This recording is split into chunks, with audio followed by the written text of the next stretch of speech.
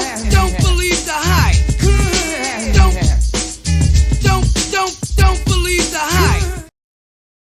Hi, my name is Valerie Kelso.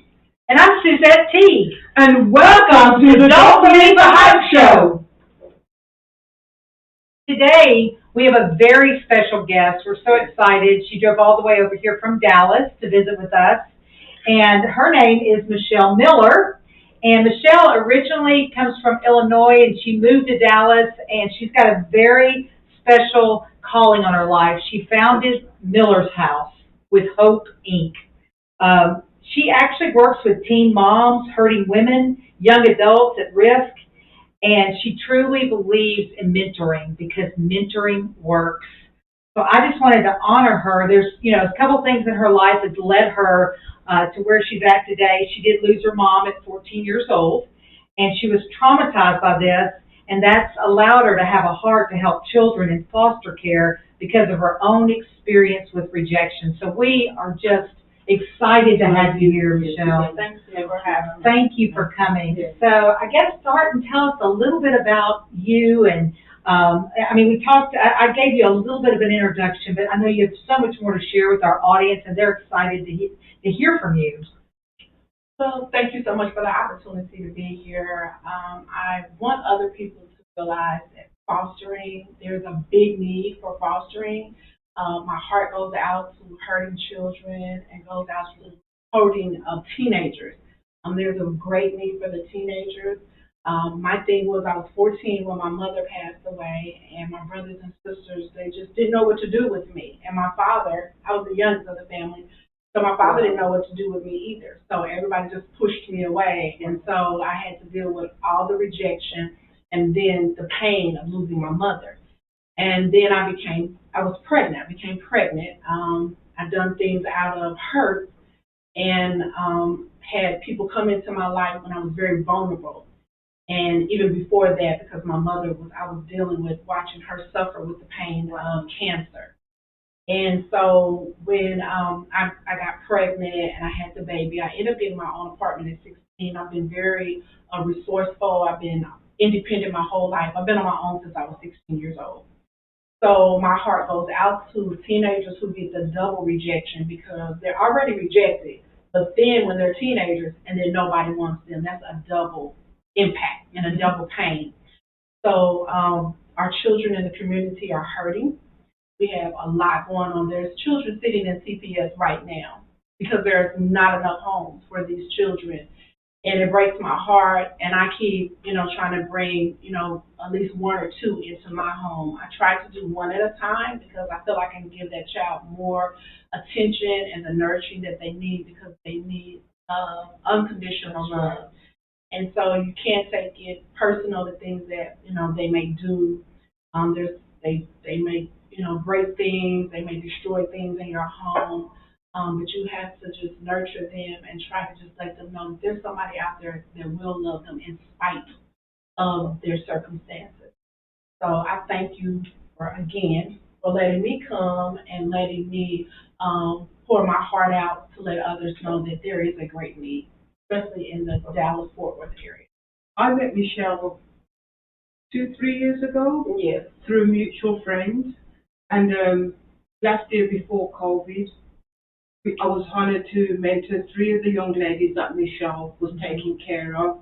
And then COVID came down and it put a stop to their progress.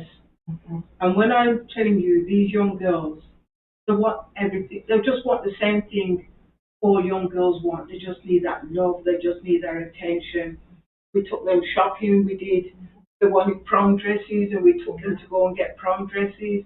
And it was an awesome experience to spend quite a lot of time with them. They even came to church with me. It was beautiful, you know what I'm saying? And even I saw the tantrums, and I'm thinking, wow, I've only got one daughter, Michelle taking in 3 foster children. And on that day, it was like we saw tantrums, we saw the anger, we saw everything. But the beauty about the day, we was able to bring them all back into one. They weren't, it was like this one had a trauma, then this one had something else. But at the end of the day, it was beautiful to see those three young girls come unite as one. And it was a really nice experience. And I'm sorry that COVID came down because there was so much that she could have done through this foundation. So, Well, tell us, Michelle, about your first experience. Like what, you had a heart for it, but Yes. then you had an opportunity. And a lot of people get opportunities in life. I mean, some of the people that are sitting watching, but they don't take advantage of it. But tell us what prompted you to take that first call or make that first call, or what, how did you have your first experience around fostering? For somebody that's new out there and they're thinking, I might want to do it, but I'm scared to death. Tell us for that person what you experienced and the emotions you had around that. I just really wanted to help. And I really didn't want a child to go through what I went through. Because when my mother passed away, my auntie was supposed to take me, and my auntie did not follow through on any of my mother's wishes. Wow. So I didn't want another kid to feel what I felt. So that's what made me do it. So if you've experienced any type of trauma, these kids they've been hurt, they've been rejected. And if your heart is in the right place, your heartstrings is gonna pull on your heart.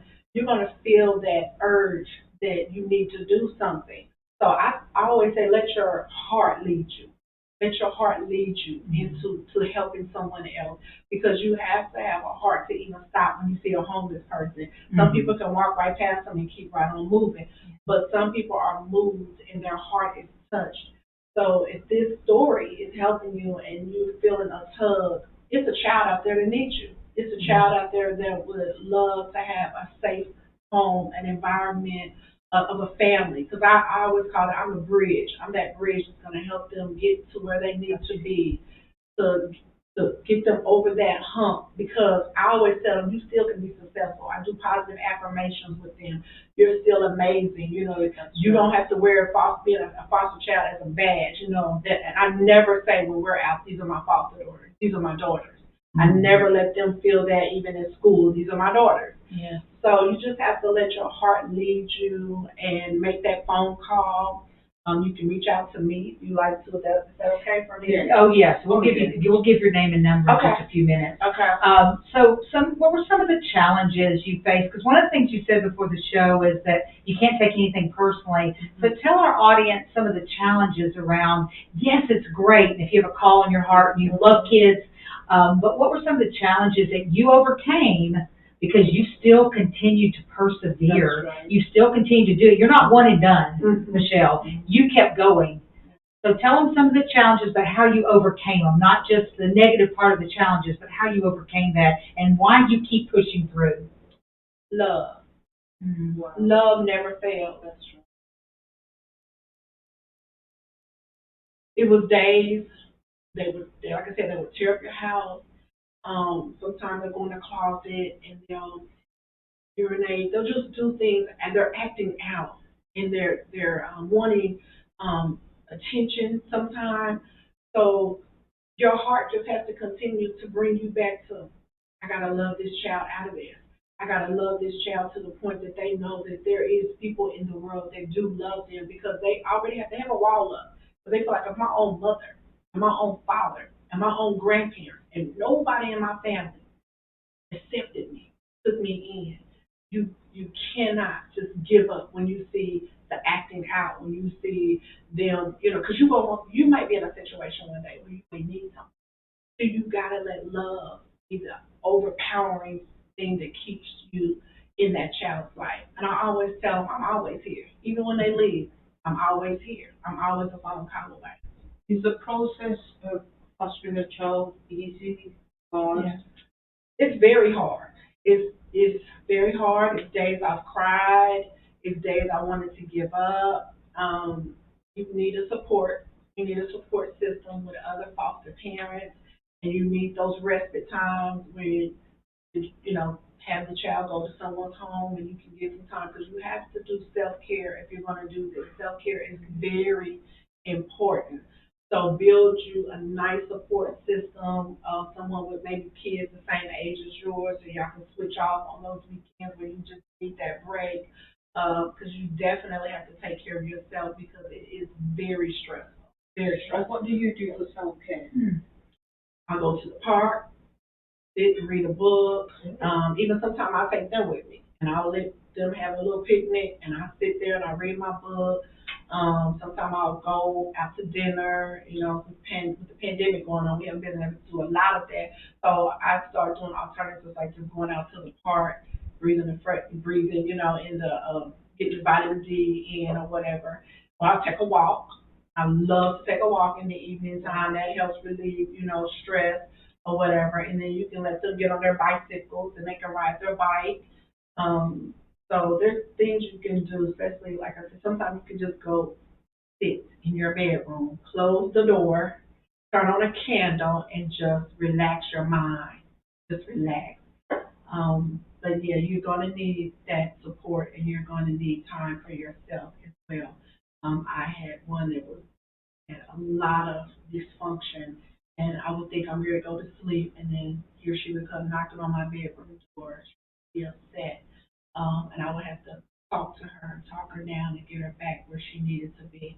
So yeah, it's a big responsibility, but it's very rewarding when you see the outcome of seeing a life changed, and you had a part in that. And I admire you for it. That is, Thank you. I mean, not everybody can do what you do, but everybody could if they wanted to. Absolutely. And if they had a heart for it. So in a moment, we're going to probably talk about getting that information out. But Valerie wanted to ask you about a special camp you do. And Once a year, I do a retreat, and the girls get to come, and I have some of my friends and ladies come as well, and they'll spend some time with them, and we let them swim, and we do vision boards, and we talk to them about self-care, about loving themselves, and it's a wonderful, powerful weekend, and this is our 6th annual retreat, and the girls are literally, some of the girls, some that are not in foster care, they even come, and they're like, when is the retreat? So we have a really good time this year. We're going to take a boat ride, and I like to give them experiences that they never had. Some of these kids have never been to a restaurant, so I like to take them, you know, to a restaurant so they can experience that. So the retreat, some of them have never stayed in a hotel, or you know, so this experience is really impactful. And the vision boards to me are so important because we start to get their brains going. Where do you see your life? What do you want to do? In spite of, you know, what they're going through right now, like I said, we don't let them wear this as a crutch or a victim, because you got to eventually start healing and come out of being a victim. So I'm all for healing, and it takes all of us. We are going to be bringing Michelle back on to talk more about the retreat later on. And Michelle's also going to be back on our show to talk about with a couple of the foster children that she's fostered, but we're just making sure that all our paperwork and that T's are dotted before Michelle comes back on. But there was something I really wanted to ask you. I mean, you're taking these foster girls, and a lot of them have been through trauma. Have you ever been like gone to your bed at night and you worry that one of them might come in and do something to you? Because people need to know, you know, I mean, it's not always going to be a bed of roses. Let me tell you, because I just want to be a foster parent. I just want to help. I have such a big heart. Like, oh, I just want to help. I want to, you know, give somebody a home. I didn't think about all those things. And now I'm more cautious on how I do it, or more, you know, I prepare myself more. But yes, that is a possibility. Anything can happen. It's very dangerous. You're bringing in a total stranger into your house. These kids have seen a lot of things, and sometimes you're the target. You become the target. So you have to use a lot of prayer. I could not do this without prayer. I could not do this without God. There's no way. So God kind of leads me and guides me, and He protects me. He keeps me protected. But yes, it is very. You have to. You have cameras. Get you some cameras around your house so you can kind of see what's going on. Make sure you're always checking in with them. Always checking to see where their mental health is at. Make sure they're taking their meds if they're on meds or whatever. But yeah, I had one. She had a tantrum and she called the police, and the police came and they was like, "Ma'am, We didn't even know people still do this. They just couldn't even believe that that I had taken a teenager. You know, and it's like, does this lady take care of you? Does she feed you? Does she? She was like, yes. And he was like, don't you call us again. Oh my God. Because I can be too nice. And so now I'm learning to really, you got to really set rules when they first come. Oh, that's good to know. Yeah. You know, make sure that you have that list and make sure, like, cell phones are a big, big, big problem. So now I don't do cell phones until after they earn it, until after they show me, you know, they can, you know, because those cell phones, they'll be on and they're so attached to their things because they haven't had a lot. So a lot of them, they're material little things that is like a trigger. It's a trigger. So just, and it could be an escape too, Michelle. Yeah, I mean, they could go into that cell phone and not deal with you, and then be searching on the internet and see other people acting out and think that's okay to do. Absolutely. So, and it's scary because I woke up one time and one of them had ran away, and I was just devastated because I wasn't prepared for all that. So definitely be informed when you get ready to take a child into your home, and make sure you have that support, and make sure you pray and ask God about the right kid that you're supposed to bring into your home. wow, that's good. That's good advice. So that was what I was going to ask is what's the biggest piece of advice you would give somebody that's sitting on the fence about it, but you just said it, it's prayer. Yep. You got to pray. How many kids do you have right now in your Just home? two. Okay. Mm-hmm. So for somebody that's new, you might tell them to start with one. One. Yes. Okay. Just start out with one, and then if you feel like you can handle, and then definitely, and don't get the high intense children because you're not ready for that. See, I was almost set up for failure when I started because I didn't understand that. So make sure you just do basic at beginning, starting out, just to get your feet warm. They're going to have normal teenage behaviors, but nothing like if you get someone that's moderate or intense. So there's different levels. So what is moderate and intense? Because if moderate is you're gonna have more. You're gonna have to be around them even more. You're not gonna be able to have much of a life because you're gonna have to really be, you know what I'm saying, structured. Looking at them, a lot of structure and intense. You can't be without. You can't not have. Can't go anywhere without them. So basically, what you're saying is that if you do take an intense child, you're not going to be able to work because you're going to have to focus mainly on that child. They still want you to work, and that's another thing with the fostering. They still want you to work, but they want you to do all this stuff with these kids who have, like, even a basic, it's still trauma there because of the rejection, all that. Yeah. None of them to me are really a basic. So they're still going to want you to work a job. So you're just going to have child care in place for that child or even that teenager where someone works with intense children. Okay. Mm-hmm. Have you ever taken in any boys? Because I know. No. Okay. No boys. I just do girls. I'm called to the girls. I'm called. And there is somebody called to the boys. Yes. So, and if you're a female and you're called to raise boys, maybe you're a mom and you've raised 5 boys, then know that that's a possibility with fostering. You're not just because she's a girl, she has to take girls. That is a call. If that's a call on your heart, when we give out her number, call her and she'll get you in touch with the right people if boys are what you want. So I just wanted to make, you know what I mean, because people are saying, well, what about the boys? It's always about the girls. But no, there's a lot of people that take in boys as well, especially like the 2-family homes or whatever. Yeah. You have people like one can stay home and just be with the kids, and then the other one can go out to work. So it's good with 2-family home, and there's some that just they have 5 and 6 intense boys in their home. And when I say they're getting them together, they're getting them, you know what I'm saying? Love, I keep going back to love. Love can heal. So what are the first steps if somebody wants to be a foster carer? What are the first steps? What would the initial intake?